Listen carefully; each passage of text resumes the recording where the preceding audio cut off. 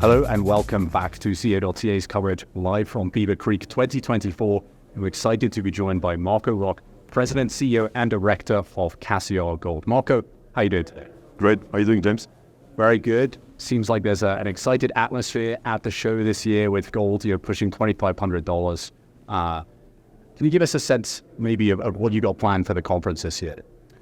Yeah, we have a lot of meetings. We have 45 meetings scheduled, a couple of interviews. We have events, lunch, dinner, receptions. So it's going to be a very crowded schedule for 3.5 days. Thanks so much for that overview, Marco. Sounds like it's been a busy few months. Can you give us a bit more detail on the exploration program that you put out for this summit? Yeah, so we expanded the program in early August. So basically, we increased our drilling program to 7,200 meters. We've just completed that, and we've also expanded our geophysical and mapping and sampling surveys. We are doing an IP survey for basically 6 square kilometers, expanding from what we did last year. We found that to be very valuable. We also launched for the first time a VLF program on Cassiar South, 7.5 square kilometers, as well as a drone mag for 60 square kilometers centered around the Taurus deposit. So in addition to that, mapping and sampling, so there's going to be a lot of news flow coming in. Actually, we just put our first press release today. We also just recently announced a small $1 million traditional and charitable flow through private placement at 35 and 37 cents respectively. So a lot coming over the next few weeks and months. Okay, fantastic. Yeah, a lot to talk about there. I guess maybe the first point I want to pick up on it is, why did you choose to expand the program? What were you seeing this year that made you want to go after more?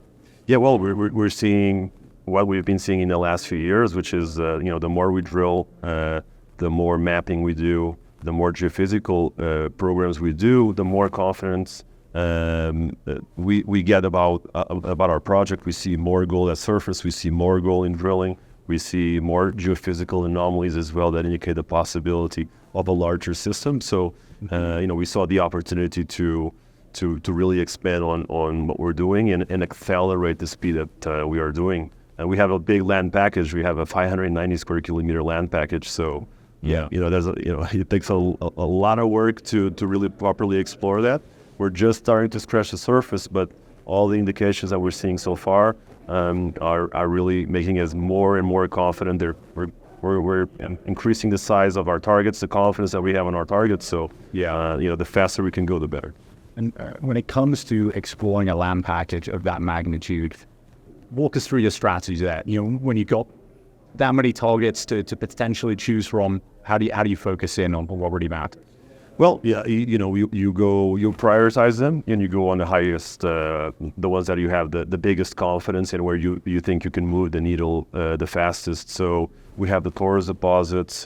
We have a resource estimate of 1.4 million ounces at 1.14 grams per ton right at surface from early 2022, and there we just keep on expanding within the pit shell of that deposit, laterally at depth, and that deposit remains open. So that's an easy one. And that's where we've been allocating roughly 60% of our budgets over the last few years. Yeah.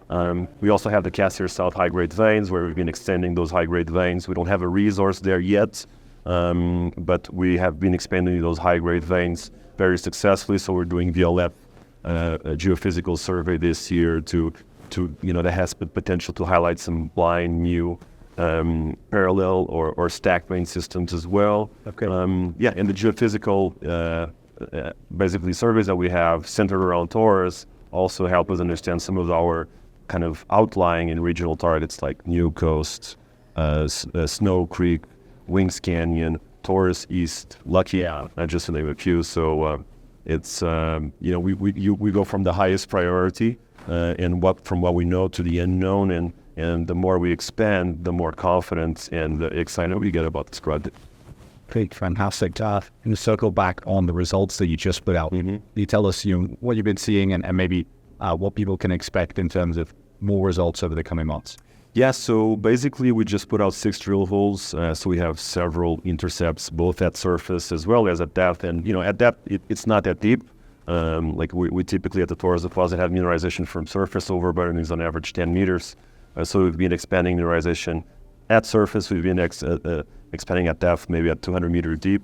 So that's really good with nice grades, consistent to what we're seeing. So we keep on expanding mineralization. The goal is to keep on expanding. And the more we expand, the more areas we open for further expansion. So this is, we're seeing really what we wanted to see.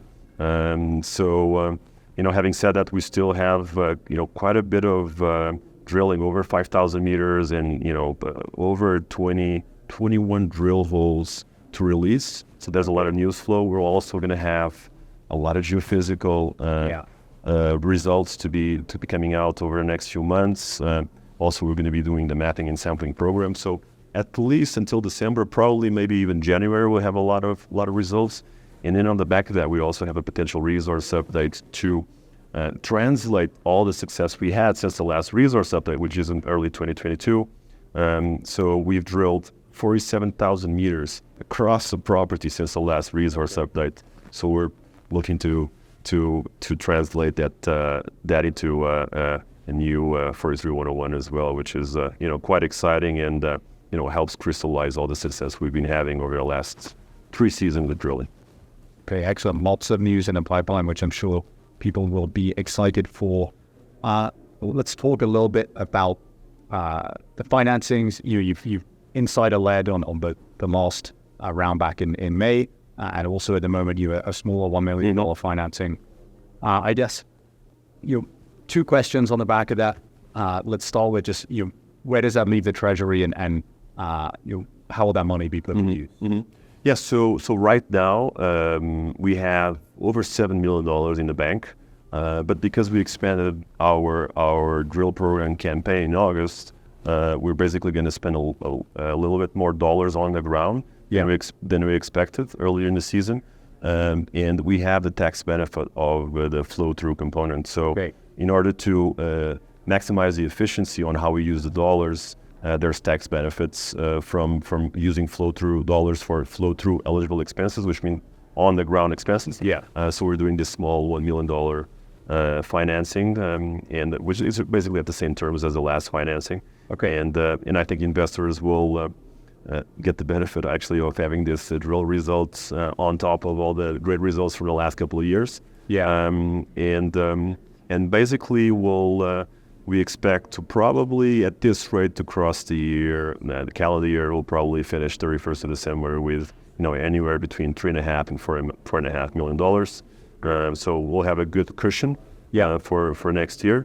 And as I just mentioned, we have a lot of news flow coming over the next few months, and also into Q1, potentially even Q2 of next year, ahead of basically a next field campaign in 2025, where we will be looking forward to on the back of all the news flow that's coming over the next few months to really continue to build upon the success over the last few years. Yeah, lots of catalysts ahead. I guess my other question about the financings, insider-led on fund, both in these raises. Walk us through, why is it that that the insiders at Cassiar keep coming back to participate in these raises, and why is it so important, in junior mining that insiders have skin in the game? Well, that's 2 questions there. I mean, I think skin in the game is critical. For me, when I look at any company in any sector, but especially in the mining space, it's really important to see what insiders are doing. That's for me the first thing you should look at, because talking is easy, but putting your money where your mouth is really shows the type of commitment that you have. And that's and then segueing that to what we have at Cassiar is we see a really outstanding world-class opportunity at the Cassiar Gold Project, and insiders are people that have basically are very experienced in the sector. If you look at our roster of board members, management, etc., you see people that have basically discovered, built, operated, and sold mines all over the world in some key executive positions, and people that are very experienced in this sector, and they see how undervalued this opportunity is. So it's great to see that kind of support, that kind of commitment. I've personally put in more money than I ever received from the company in cash, salaries, bonuses, whatnot. Yeah. And I've been in this sector for almost 15 years. So it's a great opportunity. I think insiders see this is an opportunity to get skin in the game at a very attractive level. So I think investors that basically pay attention to this, they should take note. And I think it's a further confirmation, in addition to all of the results we've been showing, of just how really perspective and how much potential we have in this project. This is early stage, and I think having the opportunity to participate at these levels is really a no-brainer. I've been participating, and so other insiders. So I think people should really take note and look onto why by checking our corporate presentation or reaching out and really seeing what we have, because we have a lot of good things going for us in this project. Yeah, fantastic. I do want to talk a little bit more, I guess on the note of insiders, you mentioned the team that you have, both the management team and the board. Can you walk us through maybe some of your experience, some of the experience that the team brings, and why is this the right team to advance Cassiar? I mean, it's really like an outstanding team. I'm very blessed to be surrounded by people of this caliber. Myself, I came from the banking sector. I got exposed and became a gold bug in 2008 as we saw all the bailouts and money printing to theoretically save us from ourselves. I in that process, basically, I got super interested in and saw how important gold is in the financial system, and then kind of went into that rabbit hole of, let's look at producers as an operational leverage. So, producers do better than, when the gold price is rising, producers are even better, and developers and juniors theoretically even better. And although that hasn't been the case for the past 2 years, but basically that's from that I went to become I became involved with an advisory merchant bank business in Hong Kong, investing and advising in the precious metal space, from producers to mid-tiers to juniors. So I went through a few cycles. I got a lot of experience working from the big companies to the small companies. And then, eventually in 2020, I saw the opportunity that Cassiar Gold represented, and for me, it was like, wow, it's going to be very hard to find an asset like this. And especially, that ticks all of these boxes that I see here. And it's been kind of a journey in the last 4 years to really, seeing that all those things that I saw at Cassiar really increasing and augmenting the potential that I've seen. In terms of the rest of our team, I mean, like, we have our chairman, Steve Ledwin. He ran IM Gold for 10 years, from 2010 to 2020. We have Steve Robertson. He's also on our board. He's a geologist. He was part of the team that permitted and developed the Red Chris mine just 200 kilometers south of us along Highway 37, the Cassiar Gold project. We have people like James Maxwell, who was the exploration director for Sabina. They sold that asset for $1.2 billion to B2 Gold. Chris Stewart is now running the Hemlo mine. He's a mining engineer for Barrick down in Nevada. We have David Rees, our chief technical advisor, one of the most sought after and respected structural geologists in orogenic gold systems, which is the type of system that we have. So, it's really an amazing team, well-rounded, has basically done it before, and it's and that's not a testament to anyone's ability to recruit. It's really a testament to the potential of the project, because people like this that are extremely experienced, that have basically been in the industry for decades successfully, they know success when they see it, and the potential that this project has, and it's really great to be surrounded by their experience, and also that's also basically in a way an endorsement to the product that we have. Yeah, absolutely. And I guess maybe this self-fulfilling prophecy where a good project attracts the good people and may help advance it. But just to wrap up, when people are looking at Cassiar, there's a lot of gold exploration stories out there. You mentioned that when you came to the company, it checked a lot of those boxes that you were looking for in terms of the quality of a project. Can you walk us through maybe what some of those check boxes are and what makes Cassiar a unique value proposition? Yeah, absolutely. So, I mean, we can start from the top. This is a fast-producing district, 59,000 hectares. It's 590 square kilometers of opportunity. It's massive. It's an entire district. Because it's fast-producing, it comes with most of the infrastructure that most companies can only dream of. We have fully owned permitted mill. We have mine permits already in place. We have 25 kilometers of underground workings. We have paved roads across our property. You can get to the top of the 1.4 million ounces from anywhere in North America without ever leaving a paved road. So the access is really tremendous. We have power lines, a camp, tailings facilities with capacity. It's just fantastic. The topography is great. We're not like in the Golden Triangle. We're not in glaciers or with super heavy snowfall. So it's a really ideal scenario to work in. In addition to that, we have a good-sized resource, 1.4 million ounces. As of early 2022, we've expanded mineralization significantly, so we'll have to wait to the next resource update to see what's the next number coming up. But then we have a lot of exploration potential around Torres, which remains open for expansion. We have multiple outlying targets that could be satellite deposits or might even be connected to the Torres deposit, like Snow Creek, New Coast, Lucky, Wings Canyon, Torres East. I could keep on going. We have more targets as we speak. We have the Cassiar South veins.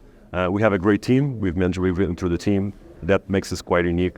And we have the social license to operate, which was also very important. And then right now we're kind of undervalued, which is a problem that's affecting most of the juniors right now. Yeah, absolutely. But that's the pain, but it's also the opportunity.